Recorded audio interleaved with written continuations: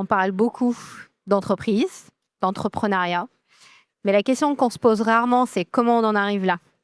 Donc, j'aimerais bien dédier les quelques minutes devant nous pour vous expliquer, en fait, par quel parcours passe chacun d'entre nous qui ont décidé de prendre cette décision de pouvoir devenir entrepreneur et créer de la valeur et avoir un impact.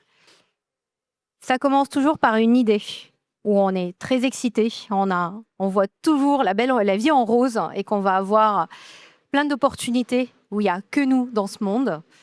Par la suite, on décide d'aller vérifier la véracité de notre idée.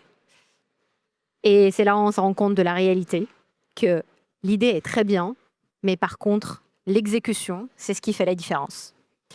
Et quand on commence à exécuter, c'est là où on a besoin de s'entourer. Et je ne dirai jamais suffisamment l'importance de savoir s'entourer, que ce soit des cofondateurs, que ce soit des conseillers, que ce soit des personnes autour de nous, des membres de notre équipe, parce que c'est grâce à eux, finalement, l'idée, elle commence petit à petit à se transformer en prototype. Quand on arrive à un prototype, il y a la deuxième phase, où il va falloir le tester et voir est-ce que ça marche. Et c'est là où commence l'ascenseur émotionnel pour beaucoup d'entre nous, positif et négatif. Mais ce n'est qu'un prototype. Et à ce moment-là, quand notre produit commence à être entre les mains des utilisateurs, cette phase est hyper excitante parce que c'est là où on voit à la fois les forces du produit et les faiblesses aussi, et sur quoi on peut continuer à travailler pour l'améliorer. Passer cette étape, c'est là où on commence à se dire à 2, à 3, c'est pas suffisant pour mettre ce produit-là sur le marché. Donc il va falloir une équipe. C'est là où démarre une autre aventure de la start-up. C'est de devoir s'entourer avec des personnes, non seulement qui vont adhérer à la cause ou adhérer au projet, mais qui vont finalement travailler dans cette entreprise comme si c'était la leur.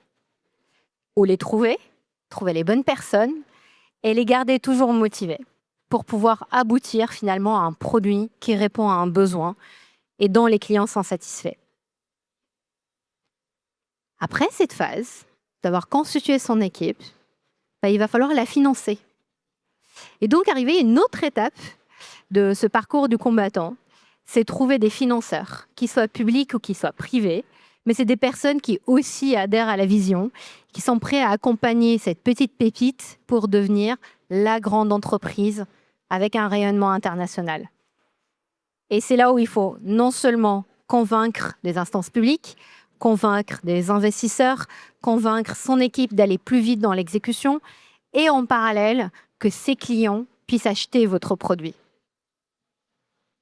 C'est ce que j'appelle une course à l'obstacle, qui non seulement met une pression sur le fondateur ou les fondateurs, mais aussi une course contre la montre.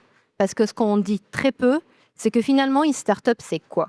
C'est développer un produit, l'améliorer, le mettre sur le marché, l'améliorer, le vendre, générer du chiffre d'affaires, innover et continuer à innover pour exister.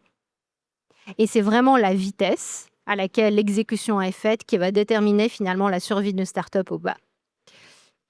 Maintenant qu'on a trouvé des financeurs et qu'on a un produit et qu'on a une équipe, la dernière phase, enfin, le début d'un autre parcours.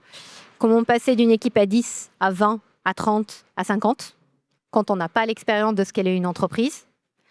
Comment on fait en sorte que nos clients restent fidèles, ne fassent pas juste la première commande, mais en fassent 2, 3, on parle entre eux, et finalement notre réputation et notre notoriété grandit en France, en Europe, au monde.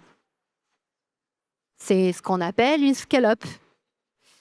Et c'est pareil, c'est une autre aventure, d'autres challenges qui vont auxquels finalement l'entrepreneur, l'équipe, la boîte va devoir faire face. Si je vous raconte tout ça, c'est tout simplement pour vous dire, chacune de ces étapes, il y a plus de risques d'échec que de réussite. Et chaque entrepreneur qui a déjà vécu ça, il le sait. Mais les meilleurs entrepreneurs ne sont pas ceux qui ont pu uniquement aller vite, mais sont ceux qui ont appris de leurs erreurs, n'ont pas eu peur de l'échec, qui se sont remotivés pour corriger et reprendre, une nouvelle aventure ou même remettre finalement, orienter l'entreprise et la faire grandir en ayant l'accompagnement qu'il faut, s'entourer avec les bonnes personnes, croire dans son équipe et savoir bien les choisir, parce que finalement, c'est pas juste un sprint. Monter une boîte, c'est bien. La faire grandir, c'est un marathon et il faut savoir avoir les épaules pour le faire. Voilà, merci beaucoup.